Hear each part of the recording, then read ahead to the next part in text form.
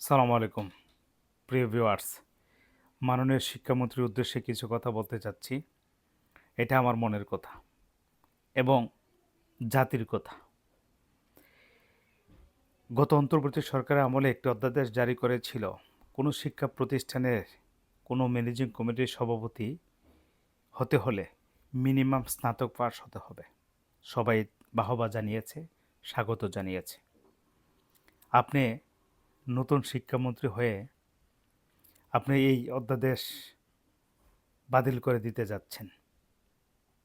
বলছেন কোনো ম্যানেজিং কমিটির সভাপতি হতে হলে শিক্ষা প্রতিষ্ঠানের তার শিক্ষাগত যোগ্যতা লাগবে না।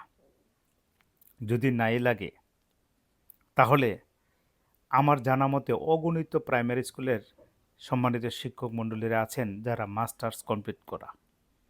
স্কুল অ্যান্ড কলেজের শিক্ষকরা নিশ্চয়ই মেট্রিক পাস নয়। তাহলে একজন মূর্খ ব্যক্তি যদি ম্যানেজিং কমিটির সভাপতি হয়, ওই মাস্টার্স পাস করা ব্যক্তিটা ওনার সামনে দাঁড়ায় স্যার বলতে হবে, আর ওনার সিগনেচারে বেতনটা ওঠাতে হবে, ওনাদের ইশারায় ওনাদের ডিসিশনে অনেক কিছু উঠা বসা করতে হবে। তাহলে এই মানুষগুলা মাস্টার্স পর্যন্ত পড়াশোনা করে জাতির উচ্চশিক্ষিত হওয়ার পরেও তাদের মর্যাদাটা আপনারা এত ক্ষীণ করে দিয়েছেন বা ক্ষীণ করে দিতে যাচ্ছেন। তাহলে আপনি যে শিক্ষামন্ত্রী এত উন্নত মানে উচ্চশিক্ষিত এবং এত ব্রিলিয়ান্ট স্টুডেন্ট ছিলেন, আপনার মাথায় এটা আসলো কিভাবে?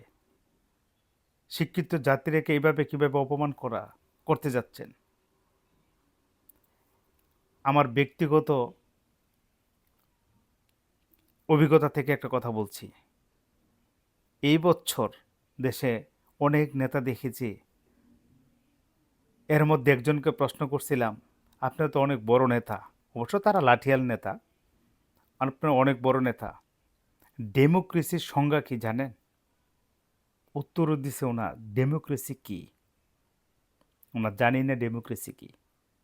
তো এই রকম সারা বাংলাদেশে লক্ষ লক্ষ নেতা আছেন।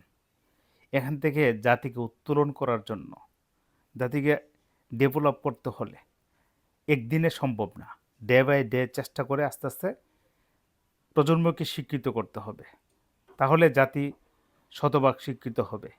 আর সেই জায়গাটাকে যদি আপনারা একজন মাস্টার্স পাস শিক্ষককে একজন মূর্খ ব্যক্তির সামনে দাঁড়া করায় দেন, যে তাও আবার সেই মূর্খ ব্যক্তিটা যা বলবে এই উচ্চশিক্ষিত ব্যক্তিরা তা শুনতে হবে, তাহলে আপনার মতো উচ্চ শিক্ষিত লোকদের কাছে দায়িত্ব পাওয়ার পর জাতি কি তা প্রত্যাশা করে?